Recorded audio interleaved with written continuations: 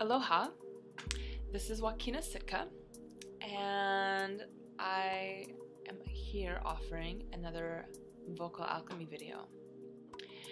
It's been quite some time since the last video I recorded, almost 7 or 8 months ago, and I just want to express a lot of gratitude and honor the people who have been emailing me and commenting to me recently via the internet, via email and Facebook, just sort of thanking me for the vocal alchemy videos that I have already recorded. And it's been very encouraging and very supportive, and I just want to say thank you to all of you, because it's been, like I said, it's about 7 or 8 months since the last vocal alchemy video that I recorded, and I've just kind of let it fall by the wayside for the last little bit, but I want to pick it back up. And I thought I would start with creating a new video tonight. So, you know, I have a lot of topics on my mind about vocal alchemy. There's actually a lot that I want to say about it. And, but one of the most important things that I have to say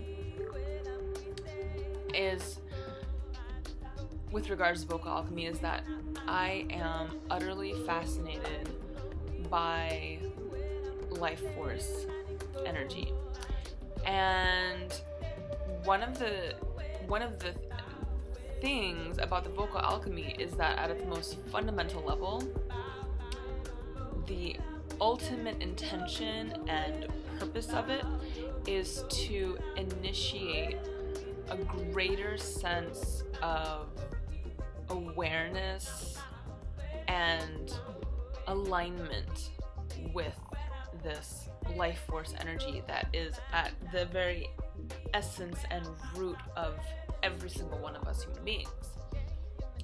I think most people don't really have a very conscious awareness of this sense of life force energy within us. However, we all feel and are aware of fluctuations in our energy body. And what I mean by that is really like waking up in the morning and feeling awake, or waking up in the morning and feeling tired. The feeling of being sick is the feeling of being drained. That's the energy of depletion. Whereas the energy of excitement is the energy of being like juju, excitement, upliftment, you know. There's like fluctuations, like, oh wow, energetically I feel really drained right now because I drank alcohol, or I smoked pot, or I didn't get any sleep last night, you know, all these different things. Or feeling really energized because you've just done like an hour and a half like yoga practice or martial arts practice, or maybe you just danced at a party for like the last 2 hours and you feel really energized. And so I'm really fascinated by essentially the kind of the highs of energy and the lows of energy, and also that middle ground in between, in which ideally we exist most of the time at more of like an even keel, so that there's a stability, there's a groundedness and a sobriety to our daily life, so that we can just kind of not be too overwhelmingly like super high energy, and also not drained and tired and depleted and depressed and stressed. And one of the things that I've been really realizing recently is that there's a lot of contributing factors to the feeling of being drained and depleted. One of the biggest ones that I am aware of these days is actually stress. And I really think that actually stress, and the other big one that I'm really realizing these days is emotional outbursts, like extreme emotional outbursts of like, for me, I really notice like depression and sadness drain a lot of energy. And if I'm crying, if I'm just like grieving, you're draining your life force. You're just depleting it.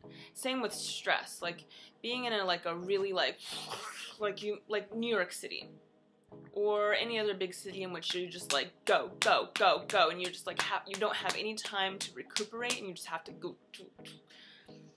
Those experiences take a lot of life force from you, and they don't give you much in return. And a lot of people end up, in order to survive in a situation like that, they just take stimulants to keep like stimulating their nervous system, even though at a fundamental level they're exhausted. And this feeling of exhaustion is actually a sign of the body needing to say, stop. I actually am not available anymore.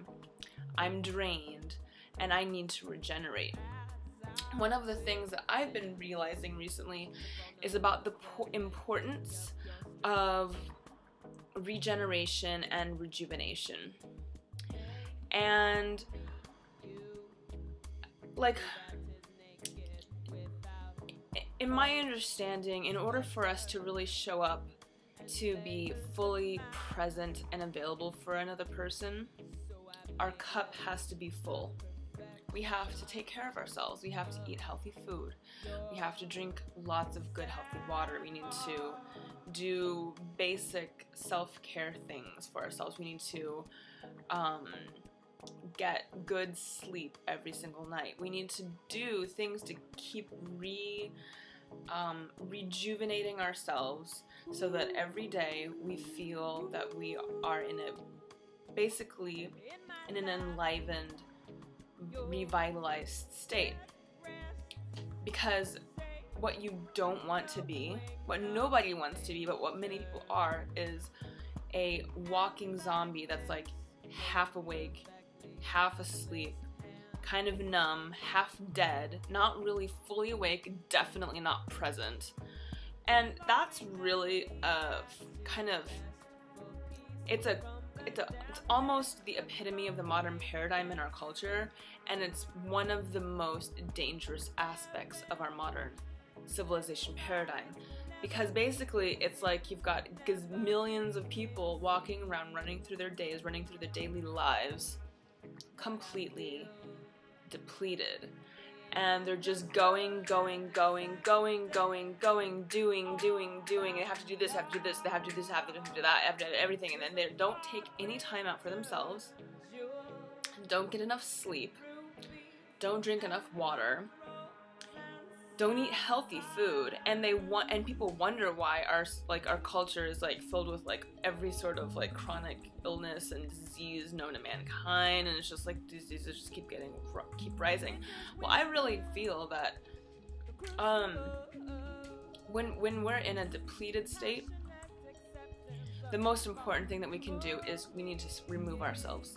We need to take ourselves out of the situation. If we're like running into deep anxiety, depression, chronic stress, chronic fatigue, any of these sorts of conditions, what our body is basically telling us what we need is we need to regenerate. We need to recuperate. We need to remove ourselves from these situations that are basically pushing us to our brink, and we need to withdraw into silence and into stillness, because it really is within stillness that we are able to refill our cup.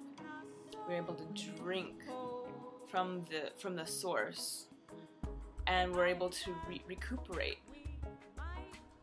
That is one of the main reasons why I get massage, and I do my like breathwork practices. And when I'm tired nowadays, instead of going and getting a coffee, which I try not to drink coffee because I find that to actually be depleting. But instead of drinking a coffee, if I'm tired, I'm gonna just sit down and try to bring my attention into stillness and breathe slowly and deeply, and to try to refill my cup by allowing myself the time and space to just be held in stillness. I'm gonna go to part 2. So if you're interested in what I have to say, please keep watching, but check out part 2.